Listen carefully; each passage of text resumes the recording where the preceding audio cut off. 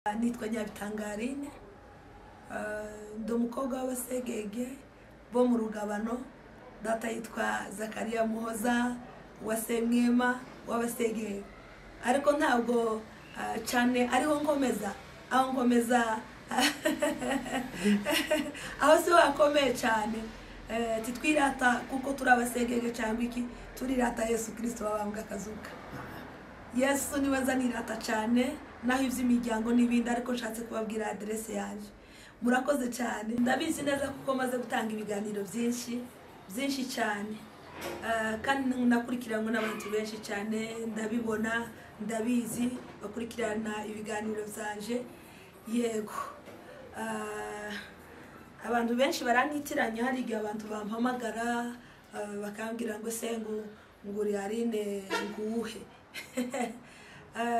Nagiye ndangira abantu banje chano yanje, ndabwira ngo chano yanje wandika amazina yanje nyine Aline NYABITANGA, ugahita ubona chano yanje kuri YouTube. Ya uzankenera wese, uzadushaka wese, hariho namba zanje n'amazina yanje ni NYABITANGA Aline. Rero narimvuze ku kiganiro twaganiriye, nakomeje mbivuga cyane, mvuga ku bakunzi bacu badukurikira, mbashimira kuko bakomeje kudukurikirana, kandi ibiganiro tugenda tuganira mu bishigikira n'indirimbo turirimba tukabona muzikurikirana cyane. Rero ndifuza ko mwadushigikira, kugira ngo dukomeze izi ndirimbo zikomeze zisohoke kandi zigere ku bantu benshi. Narimvuze ko abantu bakomeje bambwira ko izi ndirimbo ari indirimbo zifite imbaraga kandi zakunzwe n'abantu benshi, kandi n'indirimbo zizwi zo gushimisha na okovu, ariko ubu nyine zisa n'izari zarataye nk'agaciro. Mbese baja mu zindi ndirimbo, izi ndirimbo zisa n'izitakaye, mbese ziba indirimbo z'abasaza n'abakecuru, mbese indirimbo za kera. Ariko icyo nabashishikariza, ushaka gukomera wese, nushaka kugera kuce ashaka kugera, azakunda indirimbo za okovu neza gushimisha. Ndabizi neza kuko azagera mu rwego rukomeye, kandi zizamuzamura ubwe, zizamure n'abandi. Ni indirimbo nziza cyane, ni indirimbo zazikomeza abakristo. Narimvuze ngo abakunzi banje bangurikira, uko mukurikira zino ndirimbo aba ariko muzaza mudushiga amaboko, kubera kuko ubushobozi dufite bwo kuzisohora ni bukeya. Kuko izo maze gusohora ndatekereza kuko ni nkeya kuzo mfite mu mutima wanje, cyangwa se muri je harimo stock y'indirimbo, ariko ubushobozi bwo kuzisohora ni bukeya. Nagiye nakira message z'abantu benshi bansaba, noneho yabona indirimbo imwe isohotse akambwira ati se waririmbye n'iyi ngiyi. Iwe abivuze kubera ko yanezerewe, waririmbye n'iyi ngiyi, wazaririmbye n'iyi. Rero biratugora kuzisohora, ni amafaranga menshi kuzisohora.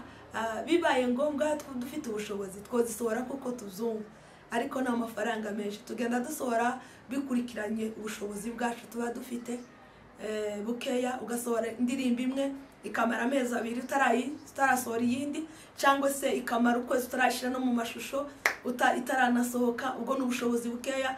Ariko wakaba ufite ubushobozi wagiye unasohora n'indirimbo na 3 na 2 zigasohokera icyarimwe, ariko urumva ko uririmba indirimbo imwe ukwezi kugashira, ukundi kukaza kugashira itarasohoka kandi warayiririmbye. Rero ndifuza ko mudushigikira kugira ngo izi ndirimbo zikomeze zisohoke. Nagiye nakira message z'abantu benshi bambwira kuko izi ndirimbo zagiye zibahembura cyane. Bantu benshi nakire message z'abantu benshi cyane bambwira ko bafashijwe n'izi ndirimbo. Hari indirimbo imwe ndirimba akambwira ko iyi ndirimbo nasohoye ejo bundi ivuga ngo nageze ku mwami Yesu, none mu mutima wanjye umuriri w'ubuntu bwe uri mu mutima wanje, agakiza kemurije ni kumuraba mu mazi, umutima uraririmba kuko nabohowe rwose. Negereye umwami Yesu, ndirimba n'umunezero. Iyo ni indirimbo ifite imbaraga.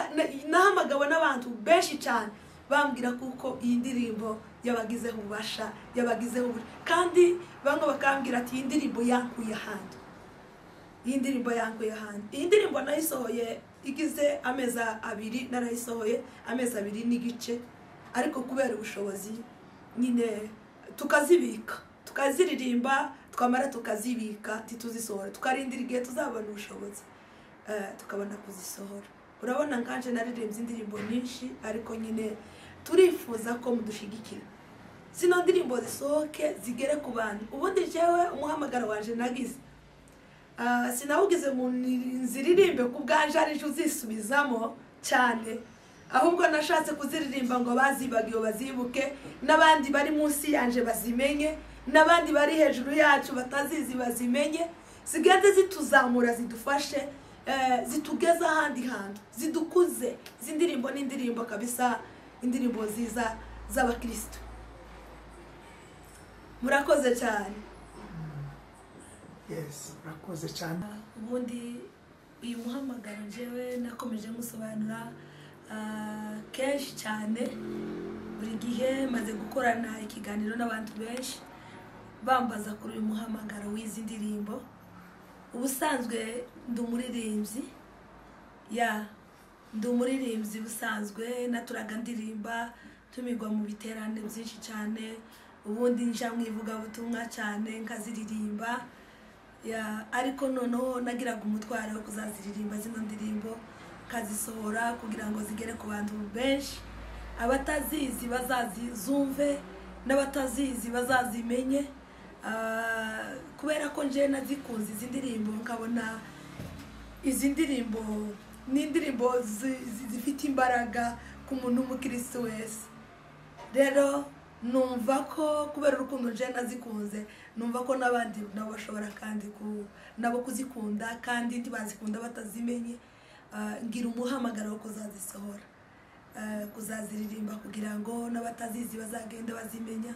Kandi kuva maze kuzitangira kuziririmba, hari abagiye bambwira kuko batari bazi zino ndirimbo, ariko bamaze kuzimenya kubera kuzireba no kuzikurikirana, ko baragenda bazimenya, baziririmba cyane. Izi ndirimbo ni nziza cyane, kandi nifuza kuko n'abantu benshi bazimenya bakazaziririmba. Okay, urakoze cyane. Ese bozisanga he, cyangwa se nizuha uhimba wenyine kumuhanzi, cyangwa se hari aho zikura? Ubundi jewe ngira igitabo cya Okovu n'igitabo cyo gushimisha, nibyo bintu ntagomba gusiga mu buzima bwanje. Mba mbifite ahantu hose, umwanya wari we wose. Iyo niga indirimbo ndayireba nkayiga, kumva iraje nkaje kuyiririmba. Ko nukuri no kuvuga ngo indirimbo zawe uririmba n'indirimbo ukura mu ndirimbo za Okovu z'igiswahili, ndetse n'indirimbo zo gushimisha Imana mu Kinyarwanda n'agakiza. Imana igumugisha. Izo ndirimbo abantu benshi barazibagiwe, ariko zari indirimbo nziza cyane kera zafashaga abantu. Hanyuma bankuturirimbira nk'indirimbo zibiri, imwe muri Okovu n'indi mu gushimisha, kugira ngo ubashe gusogongeza abadukurikiye kugira ngo bamenye izo ndirimbo nizihe, kuko hari abatabazizi. Indirimbo za Okovu ni nyinshi nzi kandi zimbamo, ariko sinaziririmba zose ngo zimare.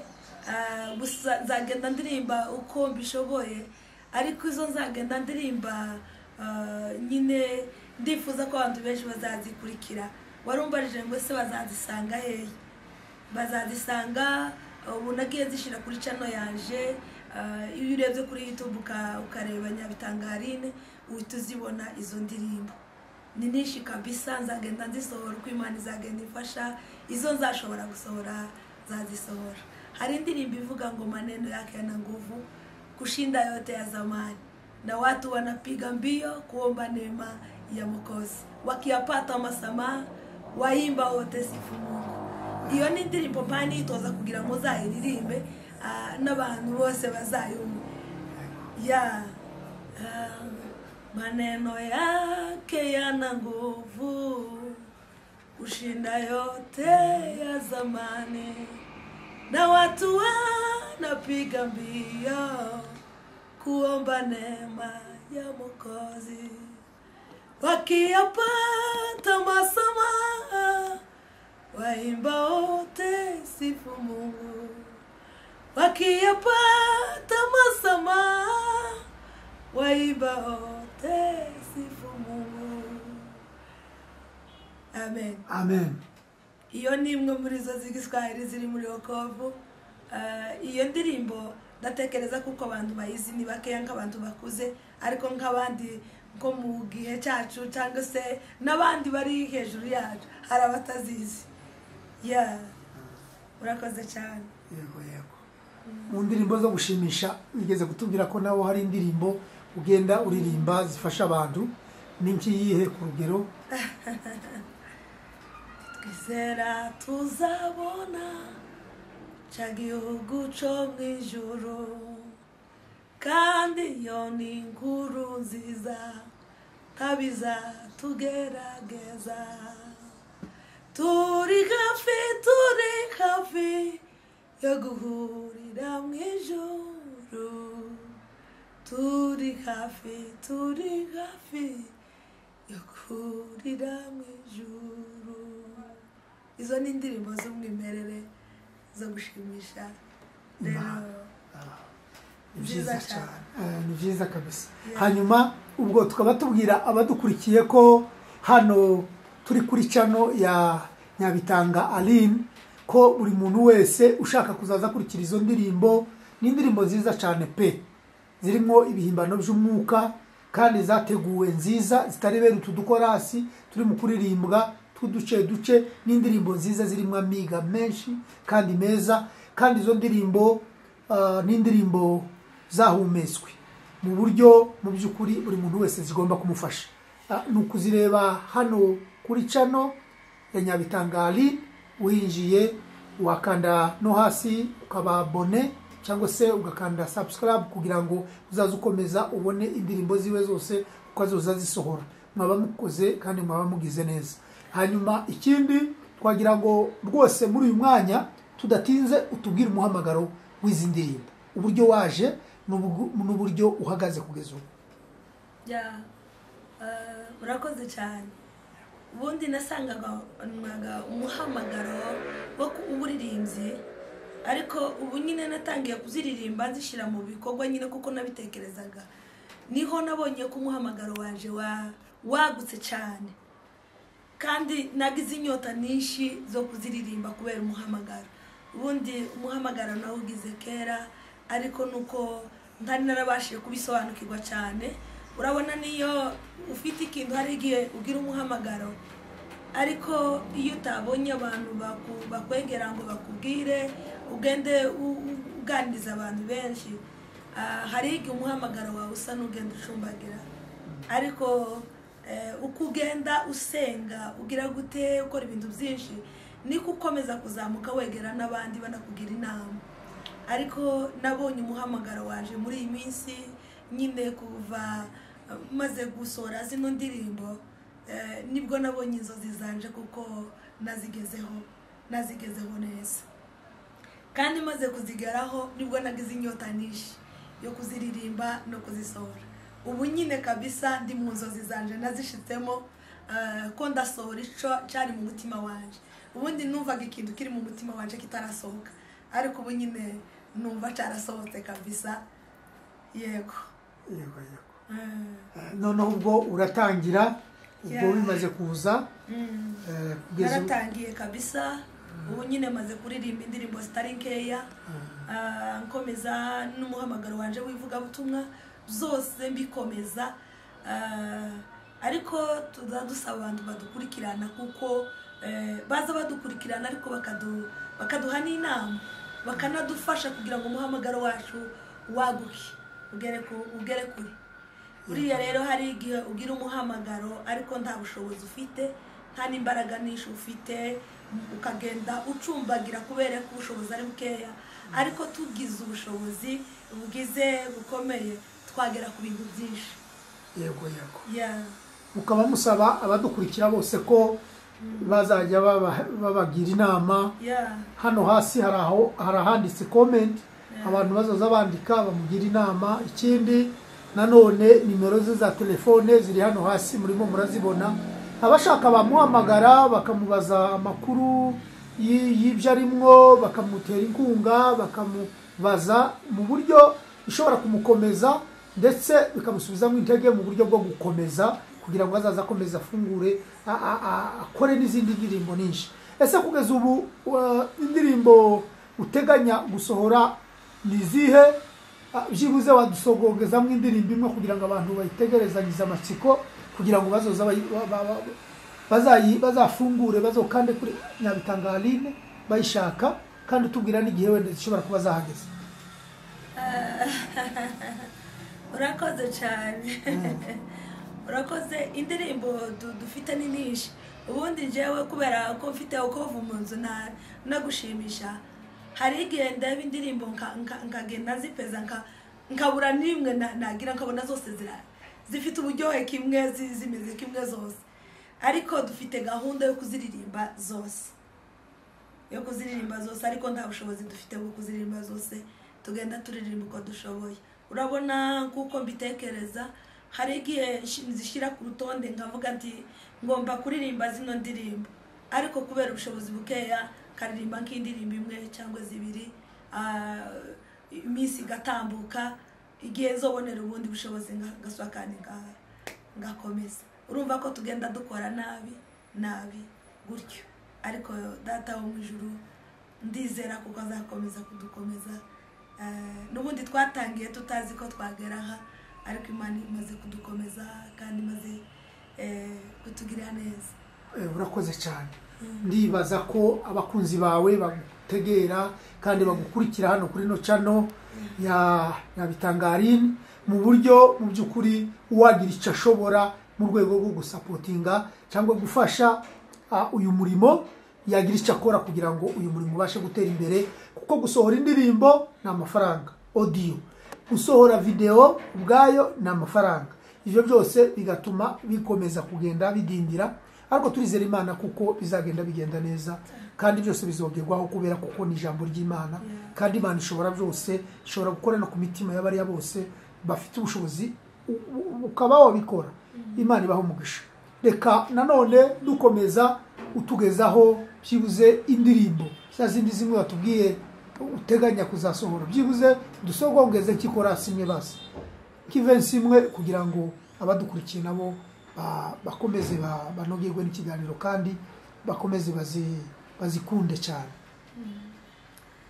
Naragaja kwiribagisi ariko sinshiri yodae, kuko mazafutse mere n'umutima waka niko Yesu yambereye. N'ubuhe bwoko bufite Imana yabwibubafi, niko Uwiteka azahorana natwe. Mutima wanje humura, mutima wanje humura, mutima wanje humura. Amen. Amen. Bivuga ngo mwanangu usiache tena mguu wangu usogezwe. Yes. Aniokoa na ovu na roho yangu imepona, kwa yeye nguvu na wokovu niliziona na kuona.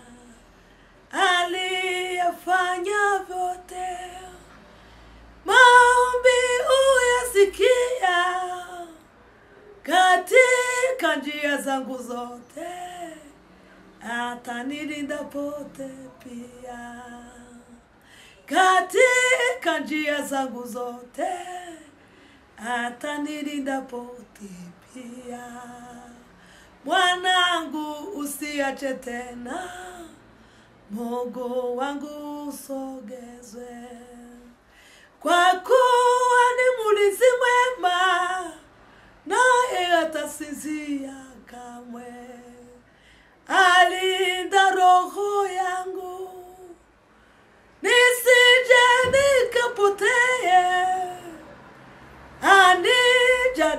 mema yote nikiwa kutumainia, anijalia mema yote nikiwa kutumainia. Amen. Amen. Twaomba baraka na mvua ya mbingu kuizidisha Injili, wagonjwa wapone, vipofu waone, wapate batizo wa Roho. Musifuni, musifuni Mungu wetu, kwani ametutendea mema. Tutamusifu tu aliyetoka juu, shangilieni Mwokozi mwema. Amen. Amen. Urakoze cyane. Biragaragara ko ari kudusogongeza abantu bazazishaka kugira ngo bazitegere zose. Buriya rero iyo ndirimba abantu benshi arigiye yumva indirimba akavuga ati se iyi ngiyi yo wazayiririmbye, iyi ngiyi se wazayiririmbye.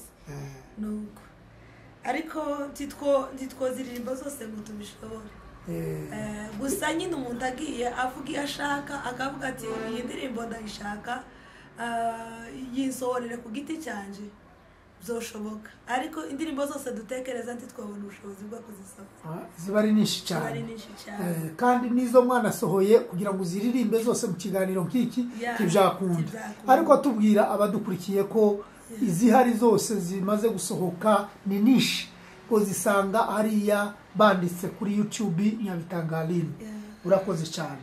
Reka ari indirimbo nziza cyane nkunda, nubwo zose nzikunda, mugani wawe ngo zose urazikunda.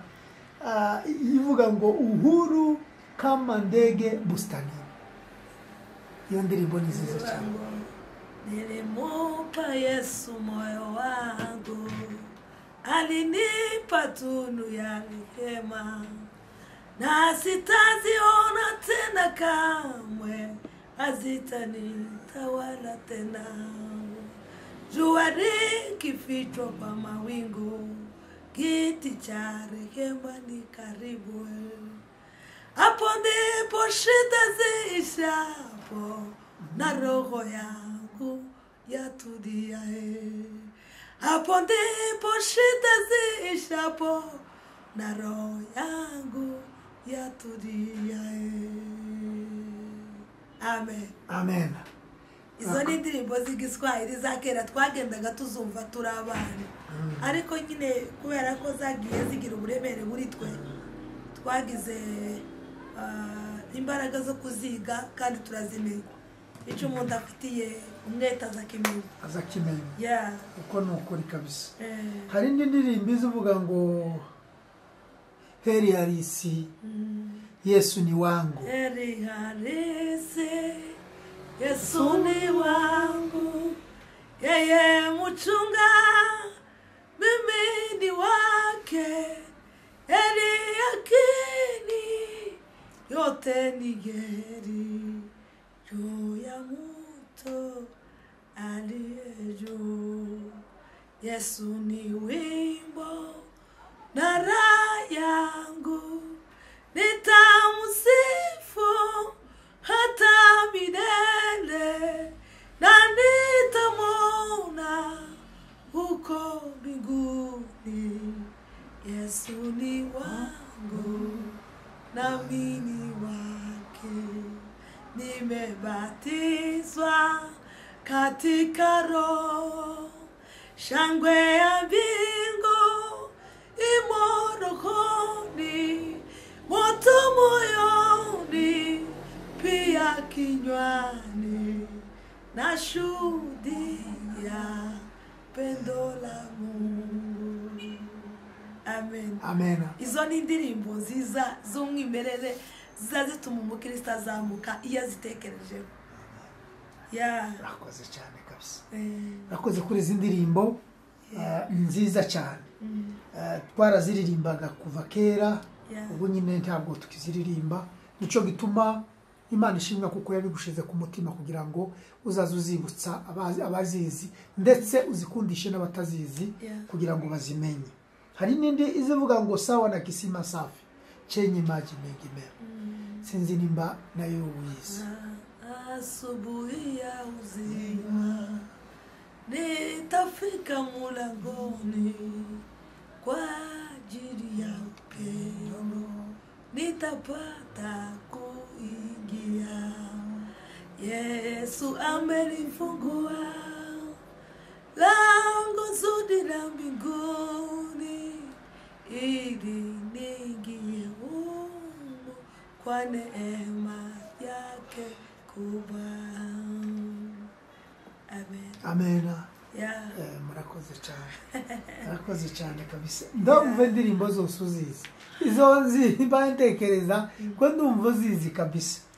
Hari nindi yagazishimisha cyane yagazivuga ngo maisha katika dunia ni kama kupanda navuna. Apandaye katika dunia ni kama kupanda navuna.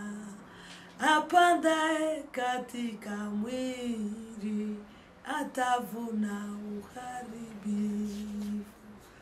Tukitumikia Mwokozi tutapata zawabu mbinguni.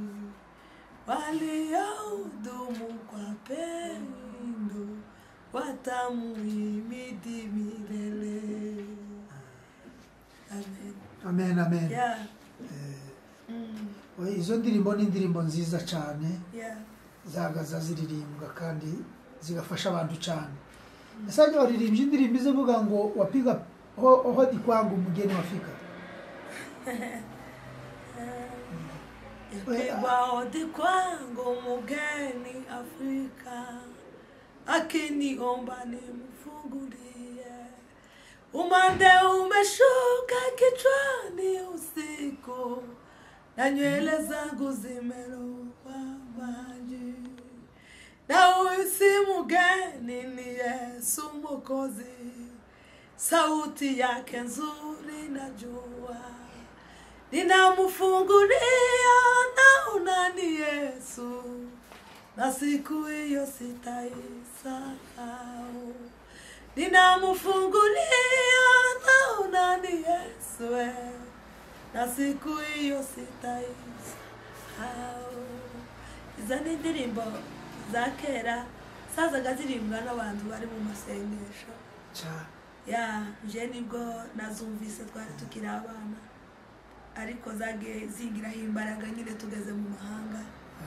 Ya niyo mpamvu cyane zangizeho uburemere cyane gituma ushaka gukomeza kuziririmba. Oya ni nziza cyane kabisa. Hari nilipofika Golgotha nikaiona huko, neema ya Golgotha ni kama bahari kubwa. Neema ya Golgotha ni kama bahari kubwa, neema tele na ya milele, neema ya kutosha.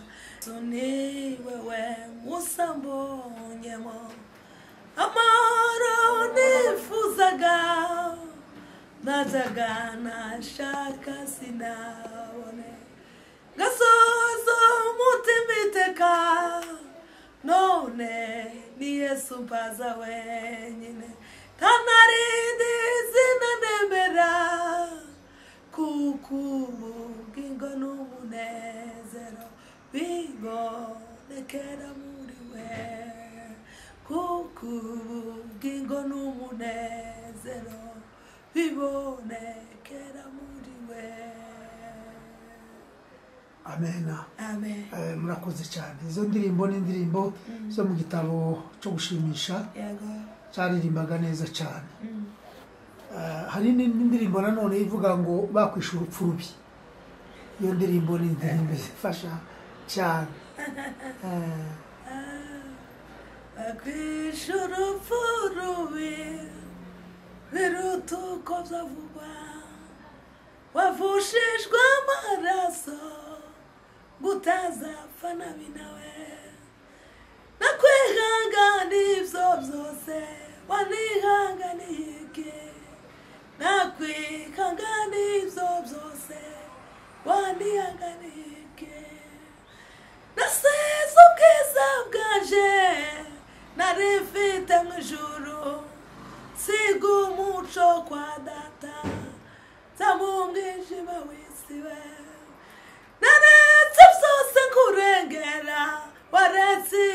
bwanje naretse byose kurengera wareka ko bwanje we naretse byose kurengera waretse ko bwanje naretse byose kurengera waretse ko bwanje bakwishura urupfu rubi biruta uko byavugwa wavushijwe amaraso kutazapfa nabi nawe nakwihangana ibyo byose wanihanganiye iki nakwihangana ibyo byose wanihanganiye iki.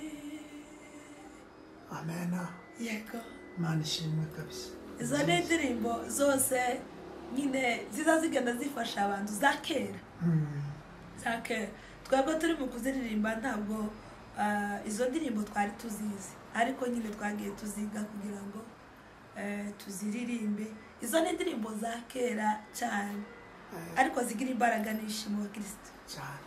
Icyo wabwira abantu badukurikira ni ikihe kugira ngo nabo babashe kuziga, babashe kuzimenya, ni ikihe cyiza kizirimo? Icyiza kiba muri izi ndirimbo, izi ndirimbo zigira imbaraga zayo. Simbizi abantu bose basenga cyangwa se bakeneye Imana, bumva Imana, nza numva zino ndirimbo ziza zivuta cyane, zikurura abantu cyane, zigira amavuta yayo y'umwihariko y'umwihariko. Ariko cyane icyo navuga, icyo umuntu atazi ticyo munezeza, kandi icyo umuntu adafite mu mutima adakunze ticyamunezeza. Umuntu azanezezwa n'icyo akunda. Ubu hari abanezezwa n'igisirimba, ubu nyine undi akavuga ati jewe iyo baririmbye ziriya ndirimbo zizazimfasha, undi akavuga ati jewe ziriya ndirimbo zo gushimisha zizazinubaka cyane zikamfasha. Abandi indirimbo za wokovu, hari n'indirimbo zo ku mpapuro nyine zo ku makaratasi za kera bazite zo ku makaratasi, undi akavuga ati jewe ziriya ndirimbo zizazimfasha. Buriya biterwa n'uko umuntu yagiye yakira navuga mu mutima wiwe. Jewe navuga ko zino ndirimbo arizo zagiye zinkomeza mu buzima bwaje, cyangwa se mu bukristo bwaje, nizo zagize imbaraga nyinshi cyane mu buzima bwaje. N'undi wese zagizeho imbaraga nawe yabihamya akabivuga. Hari igihe nsohora indirimbo umuntu akampamagara akambwira ati iyi ndirimbo yaramfashije ndahangaha, cyangwa se iyi ndirimbo hari ahantu ingejeje, cyangwa se hari ikintu yigeze kunkora twigeze kuririmba inkorera kino kindi. Yes, urakoze cyane kabisa. Izi ndirimbo ni indirimbo nziza cyane, abadukurikiye mu by'ukuri zishobora kugira ububasha ku muntu kugira ngo zibashe kumwinjiza mu yindi dimension. Rero reka nanone uturirimbire nanone iyi ndirimbo yindi izivuga ngo Yesu umpa amahoro atarondoreka. Iyo ndirimbo nayo ni nziza cyane. Yes, kuvubu kubwanje kubaho ni Kristo, ndetse singitinya gupfa, urupfu ntago ruzambera indamu. Yesu ampa amahoro meza, ni neza ndatuje, ni neza ndatuje, nguwe neza ndatunganiwe, ni neza ndatuye, ni neza ndatuje, nguwe neza ndatunganiwe. Izi ndirimbo rero hari igihe abantu bazirimba kubera kutazimenya, ugasanga nyine abantu ko baragenda baziririmba ukundi kuntu. Ariko iyo tuziririmba neza nyine muri studio bituma n'abantu benshi bazikurikira neza. Urakoze cyane. Nanone tuja kugera ku musozo wacu, twagira ngo icyo ubwira abakunzi bawe, bwire n'abadukurikiye kugira ngo babashe gushigikira no gushigikira umurimo Imana yatangiye muri mu rwego rwo kusenga ndetse no gukunda izi ndirimbo cyane cyane kuza bazireba kuko ari indirimbo nziza cyane. Nanone tukira aho ngaho sinzirimba mushobora kuririmba indirimbo za wokovu izivuga ngo Yesu jina hili linapita majina yote kwa uzuri. Majina yote yasahaulika, ila jina lake Yesu milele litangaa kama jua. Yesu jina hilo kubwa, Yesu jina hilo linapita majina yote kwa uzuri, ni lenye nguvu ya kutuokoa na hatia na makosa. Amazina yose azibagirana, keretse izina rya Yesu rizahora rimurikaju. Yesu niwe zina ryiza. Indirimbo ni nziza kuko nakomeje mbivuga nanabivuze kandi n'ubushize byaba byiza kuko bodushigikira abakunzi bacu bakadushigikira, mbese bakadushiga amaboko kugira ngo izi ndirimbo zikomeze zisohoka ari nyinshi. Hari utashoboye kuziririmba ariko afite ubushobozi bwo gushigikira uhawe uziririmba kugira ngo aziririmbe zisohoke. Ndumva uziririmbye n'uzishigikiye bose ari bamwe, ari umurimo w'Imana twese tuzaba dusohora. Izi ndirimbo zanteye kuziririmba kubera mtangiye kuziririmba hari abantu benshi bagiye bampamagara bambwira ko hari ahantu zabakuye, hari n'ahandi zibagejeje, hari abagiye bahinduka, hari abagiye bavanamo ibisubizo, hari abagiye bakizwa bari barasubiye inyuma. Abo bose nagiye nakira za message zabo. Rero iyo turirimba tuba tuzi umusaruro uzova muri izo ndirimbo, ariko tubimenya ruko iyo ndirimbo isohotse n'abantu bayikurikiye, umuntu akaguhamagara akakubwira ati nje w'indirimbo yaramfashije, ingejeje aha hantu, iyi ndirimbo yankuye ahantu narindi, iyi ndirimbo ingejeje muri urwego, iyi ndirimbo hari ico yankoreye. Rero bikadutera courage tuyitegwa n'abandi bantu iyo badushigikiye kugira ngo umurimo w'Imana ukomeze, n'izi ndirimbo tubone ubushobozi bwo kuguma kuzisohora. Kandi nukuri turashima abakunzi bacu badukurikira kandi bakomeza kudushigikira nyine mu kudushigikira mu bushobozi bwabo. Imana izikomeza ibagirire neza kandi ndizera neza kuko Imana itazikiranirwa izakomeza kubagirira neza. Kandi umurimo w'Imana uhakorwa neza, ndatekereza hari umugabo werutse kumbwira, yarambwiye ngo ngiyo twanezerewe hano ngo n'Imana ibinezerewe. Iyo dukoze umurimo w'Imana neza, ndatekereza kuko ijuru riba ryanezerewe. Ijuru riba ryanezerewe. Byarantangaje cyane. Bugiye dukorera Imana neza, iyo abantu batubwira ngo twanezerewe, n'ijuru riba ryanezerewe. Rero dukeneye inkunga yanyu kuko mwakomeza mukadufasha. Imana umugisha ikiganiro cyiza utugiriye, tugira ngo tubwire abadukurikiye ko mu by'ukuri kuko mwumvise umuririmbyi Aline abivuga mu rwego rwo kumushigikira mu by'ukuri, kuko amazina y'ikinyamurenge y'abakobwa cyane cyane ndasaka gusa Nyabitanga, Nyarukundo, Nyamwiza, Nyahoza, kigatuma abantu bitiranya amazina.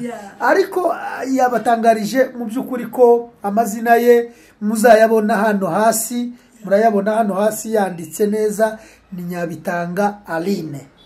Na channel yiwe ukeneye kwinjira kuri YouTube yiwe, aho ushobora gusanga izi ndirimbo zose yaririmbye, wakanda hano, wakwandika gusa, wafungura YouTube ukandika amazina yiwe gusa Nyabitanga Aline, ukagera kuri YouTube yiwe ukavisita izo ndirimbo zose yavuze za ukovu nizo gushimisha Imana. Imana ibaho umugisha. Ikindi undi uwari we wese yabyivugiye, wogira ico ayo ashobora kumutera inkunga rwose, yamwandikira kuri telefone yiwe ngendanwa murayibona, ari nayo WhatsApp yiwe ngiyi hano murimo murayibona. None ubwo ngubwo mwamara kumwandikira mukaganira. Reka nanone kugira ngo izi nimero ziri aha ngaha zibasubiriremo za WhatsApp kugira ngo babashe kuzumva. Ni 07 98 40 60 62 07 98 40 60 62. Ariko izo niza muri Kenya. Kode ni kangahe? Niyo wari kubanza guteranya 25 4 ukamukomerezaho nizo zindi zose yababwiye. Murakoze cyane gufata izo nimero, muranazibona ngizi hano ziranditse, muzazibona kugira ngo uzashobora kuba yamutera inkunga. Inkunga tuvuga si yindi, ni inkunga yo kugira ngo asohore izi ndirimbo zive muri studio. Hari uburyo aziririmbamo, hari abantu benshi cyane bashobora kuba batazi nuko bizabigenda. Si nkuko nguko duhe dufata ino video y'ikiganiro tugiranye cyo kubwira abantu umuhamagaro wiwe. Oya, indirimbo bazifatira ahantu muri jardin yakodeshejwe. Icya kabiri kugira ngo ise neza. Icya kabiri ubanza kuyiririmba muri studio kugira ngo isohoke ari audio nziza yunguru ifite ijwi ryiza. Ibyo byonyine indirimbo bayishuza amafaranga menshi cyane. Icya kabiri warangiza ukaja kuri tele bakagufilma, bakagukorera video. Iyo video rero nayo bakayikorera editing, igasa kuriya muzamuyibona igasohoka neza kugira ngo igaragare ije kuri YouTube, iba yaciye ahantu henshi kugira ngo ibashe kubageraho kandi ari nziza. Imana ibaho umugisha kumushigikira muri uwo murimo, muri ministere yiwe yatangiye mu by'ukuri kugira ngo indirimbo zose zimuri mu mutima, kuko yagiye abivuga ko ari nkeya yasohoye, inishi zikiri muri stock mugani wiwe, mu buryo ashobora kuzazibaha abaye abonye ubushobozi. Imana ibaho umugisha kandi Imana ibagirire neza. Murakoze cyane, ndabashimiye abakunzi banje bankurikirana. Mbona nkurikiranwa n'abantu benshi kabisa. Ndabashimiye gukurikirana zino ndirimbo n'ibiganiro. Imana ibahoze umugisha kandi Imana ibakomeze kandi mukomeze mukurikirane izi ndirimbo. Murakoze cyane uko muzikurikirana, abariko mufashwa kandi munakizwa. Mukomeze mutekereza Imana. Shimira na studio ya Betani iyobowe na Pastor Nganira Charles. Ndabashimira cyane n'abakunzi banje cyane. Yego, ndabashimiye mwese. Muri iki kiganiro twaganiriye, ndashaka kubibutsa kuko ibingibi atari inyungu zacu dushaka kugeraho, ariko dushaka kugera ku nyungu kugira ngo mwese tuzabane mu bwami bw'Imana, kuko aho dutegereje ni mu bwami bw'Imana. Hirya y'ubu buzima hariho ubundi bwiza dutegereje, nibwo twadusatira inyungu zindi, ahubwo ni ukugira ngo dukomezanye muri runo rugendo rwo kuja mu ijuru. Mukomeze mudukurikire kandi mugire umwete wo gukurikira zino ndirimbo cyane, zibakomeza, zibakiza, zibazahura kugira ngo zizabageze ku rwego rukomeye no kurugera Imana ishaka, kandi munakizwa cyane no guhinduka rwose. Murakoze, Imana ikomeze ibagire neza.